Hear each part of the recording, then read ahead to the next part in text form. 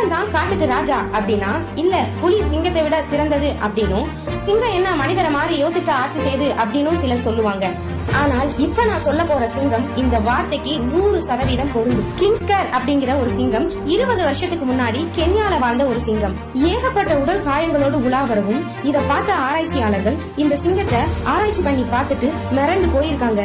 காரணம், சாதாரணமா ஒரு சிங்கம் தன் கூட்டத்துக்கு 4 to 5 வருஷம் தலைமை தாங்கும். ஆனால் இந்த கிங்ஸ்கர் சிங்கம் தன் கூட்டத்துக்கு 12 வருஷம் தலைமை தாங்கி இருக்கு. மொத்த காட்டையும் தான் கண்ட்ரோல்குள்ள கொண்டு வந்த இந்த சிங்கம் குளத்துல விலங்குகள் தண்ணி குடிக்க வரும்போது டிஸ்டர்ப் பண்ற முதலைகளை தண்ணிக்குள்ளேயே இறங்கி அடிச்சிருக்கு. அது மட்டும் இல்ல, இந்த தலைமை இடத்துக்கு வர்றதுக்கு 130 ஆண் சிங்கங்களோடு சண்டையிட்டு போட்டி போட்டு ஜெயிச்சிருக்கு.